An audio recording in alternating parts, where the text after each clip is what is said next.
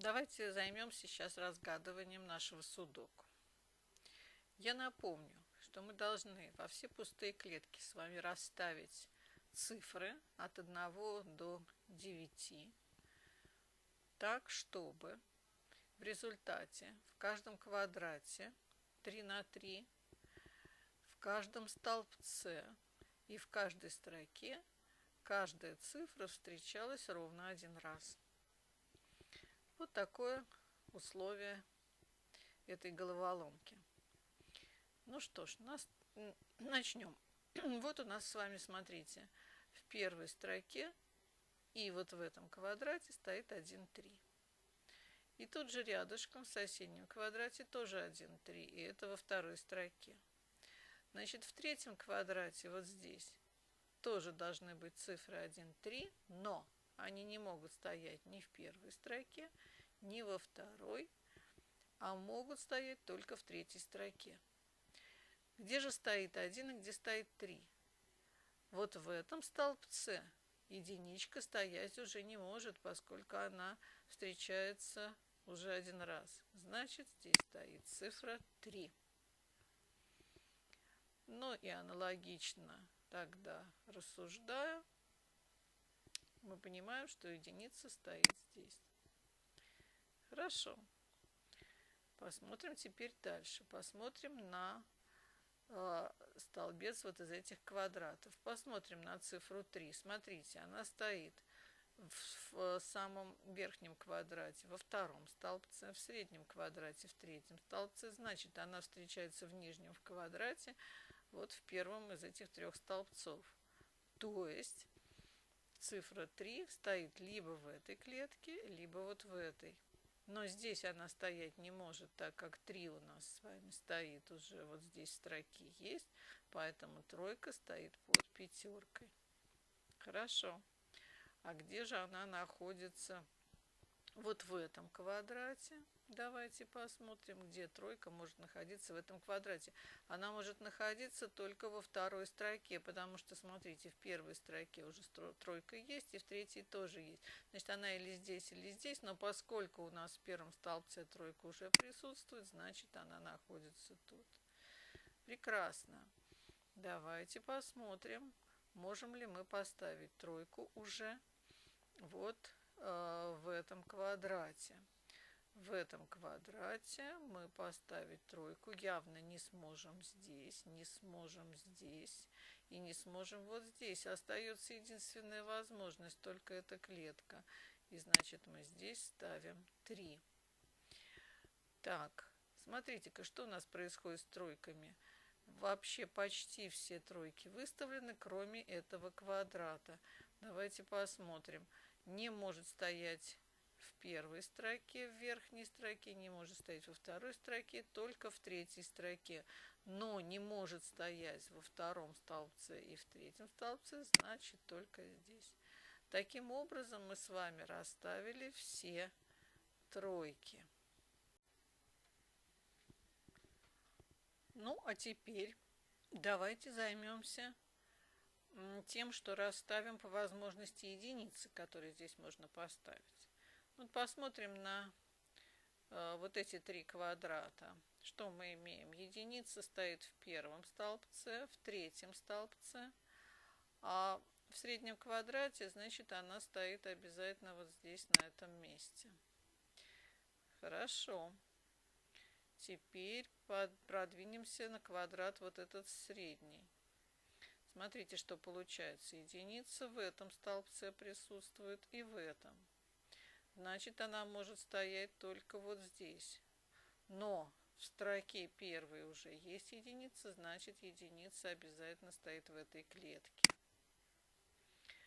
Ну и, наконец, в правом из этих квадратов смотрим. У нас запрещена вторая строчка, первая строчка для единиц и второй столбец. Значит, единственное место, где может оказаться единица, это вот эта клетка. И, наконец, последнюю единицу мы ставим вот в этот нижний правый квадрат. Единица не может стоять в третьей строке из-за вот этой единички во второй строке и в третьем столбце, значит, единственное место для нее вот. Таким образом, смотрите, мы расставили уже все тройки и все единицы в нашей табличке. Ну, давайте теперь продолжим. Вот каким образом. Посмотрим на столбец второй, которым всего не заполненными остались 3 клетки. В этих клетках должны стоять числа 5, 6 и 9. Однако посмотрим, смотрите, в этих двух клетках девятки быть не может. Значит, девятка может стоять только здесь. На этих двух клетках, в этих двух клетках должны стоять 5 и 6. Но шестерка здесь стоять не может. Поэтому здесь стоит именно 6, а здесь 5. Смотрим дальше. Давайте посмотрим на вот этот вот квадрат. В нем шестерка не может стоять в первой строке, во второй, может стоять только в третьей строке, однако не может стоять в этом столбце. Следовательно, шестерка может появиться только тут. Спускаемся на квадрат ниже. Опять смотрим, где может оказаться шестерка. В третьем и во втором столбце ее быть не может. Значит, остается единственное место, где возможно 6. Еще один квадрат. Вот этот. Давайте на него посмотрим. Шестерка не может оказаться в первом столбце. И не может оказаться в последней строке. Значит, единственное место для нее здесь. Переходим в квадрат правый нижний. Шестерка должна оказаться только в среднем ряду, поскольку первый и третий ряд заняты, но не во втором столбце, поэтому здесь. И, наконец, последняя шестерка, которую надо поставить, находится в этом квадрате. Давайте посмотрим, где она может быть. Она не может быть в третьем и втором столбце, но и в первой строке тоже невозможно, поэтому она находится тут. Итак, не только единицы, тройки, но и шестерки все нами уже расставлены. Ну что же. Давайте двигаться дальше. Я предлагаю посмотреть вот на этот столбец. Смотрите, что получается. В этом квадрате нету цифры 9, но она не может стоять в первой строке и не может стоять во второй строке. Значит, единственная возможность, где может стоять цифра 9, это здесь. Далее. Посмотрим еще вот на эту позицию. Смотрите, в этом квадрате не может стоять цифра 2 в первой строке и не может стоять цифра 2 в последней строке. Значит, единственное место, где может стоять цифра 2, это здесь. Дальше. Давайте посмотрим на цифру 7. Она стоит в этом квадрате. И в этом, значит, присутствует вот в этом квадрате, но не в первом и не во втором столбце. Значит, единственное место для цифры 7 это вот здесь. Наконец, последние две цифры, которые в этом столбце должны находиться, это 4 и 5, но здесь 4 быть не может, так как в этом квадрате 4 уже есть. Поэтому здесь будет точно цифра 5. И, наконец, последней единственной клетки в этом столбце цифра 4. Таким образом, еще один столбец нами полностью заполнен. Теперь можно посмотреть еще вот на эту строку. Продолжаем дальше. Смотрим на вот этот квадрат. Посмотрите, в втором столбце и в третьем столбце есть четверки, а в нашем квадрате четверки нету. Значит, она однозначно стоит в этой клетке. И доставляем последнюю цифру, которой здесь не хватает, цифра 2. Смотрим дальше. Каких цифр у нас не хватает вот в этом квадрате? Здесь не хватает цифры 2,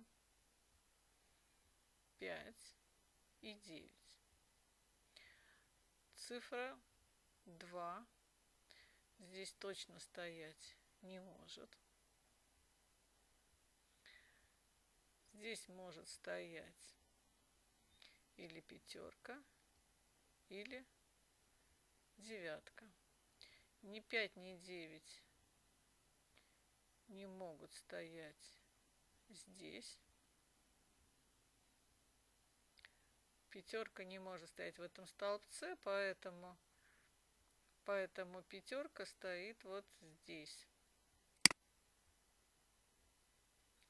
Теперь остается 2 и 9. Но здесь, понятное дело, стоит не 9, а здесь последняя цифра в этом квадрате. Ну вот еще один кусочек мы завершили. Давайте посмотрим теперь вот на предпоследнюю строчку. В этой строчке не хватает двух чисел 2 и 4. Но 4 стоять вот в первой клетке не может. Поэтому здесь стоит число 2. Соответственно, во второй из этих двух клеток число 4. Давайте еще посмотрим на одну строку. Это самая первая строка в нашей таблице. Каких чисел не хватает в этих трех квадратах? Не хватает чисел 2, 5 и 8. Но пятерка не может присутствовать в этих двух клетках. Поэтому пятерка присутствует здесь. 2 и 8 остаются для этих двух клеток. Давайте посмотрим, что будет происходить с этими двумя числами. Двойка здесь запрещена, поэтому здесь 8. Ну, соответственно, здесь 2. Мы заполнили еще одну строчку.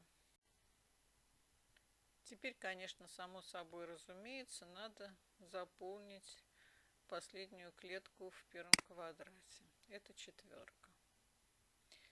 Хорошо. Теперь давайте посмотрим вот на эту строку. Здесь осталось 3 незаполненных клетки, и в них где-то точно должна стоять четверка. Но смотрите-ка, вот в этой клетке стоять четверка не может, и в этой тоже стоять четверка не может, так как она есть в этом квадрате. Значит, четверка может находиться только здесь. Тогда мы сможем поставить четверку еще и в этом квадрате. Смотрите, запрещена для четверки нижняя строчка, вторая строчка, и только здесь может стоять 4. Ну и последнее, посмотрим, сумеем ли мы четверку поставить в этом квадрате. Здесь тоже запрещена средняя строчка, но и первые два столбца. Поэтому остается только вот эта клетка для четверки. Таким образом, все четверки у нас здесь выставлены. Продолжаем работать вот с этой, например, строкой. Здесь не хватает чисел 2 и 9. Ну, девятка здесь стоять не может, значит, в этой клетке 2. И справа от нее 9. Давайте посмотрим теперь на этот столбец предпоследний. Что мы здесь видим? Каких чисел у нас не хватает? У нас не хватает 2, 5 и 8. Но двойки не может быть в этих двух клетках из-за того, что в этом квадрате она уже есть. Поэтому двойка обязательно будет стоять вот здесь. Здесь в этой клетке не может стоять пятерка, значит, остается восьмерка. И, наконец, последняя цифра в этом столбце – это 5. Вот еще один столбец заполнен. Ну, давайте заполнять оставшиеся клетки. Последняя незаполненная в этом квадрате клетка – это 9. Идем по этой же строке. Здесь у нас остаются 7 и 8. Ну, 8 здесь стоять не может, поэтому она здесь, а здесь семерка. Так, едем дальше. Что же у нас тут? У нас либо пятерка, либо девятка здесь. Но здесь девятка стоять не может, значит девятка здесь, а здесь пятерка. Дальше по остаточному принципу заполняем эту строчку, поэтому здесь стоит 8. И, соответственно, в этом квадрате, опять-таки, последняя цифра это 9. Переходим в эту строку, но здесь последняя клетка в этом столбце это 5. И заполняем последнюю клетку в этом квадрате. Сначала заполняем в этой строке, это 7, а потом в этом квадрате, это тоже 7. Теперь посмотрим, что у нас здесь, какие цифры остаются. Это 5 и 8, но восьмерка здесь, здесь пятерка быть не может, поэтому здесь 8 именно, а здесь 5. И, наконец, последние цифры идут в последних клетках. И таким образом мы закончили разгадывать судоку. Я поздравляю всех, кто дослушал до конца. Спасибо, всего доброго, успехов!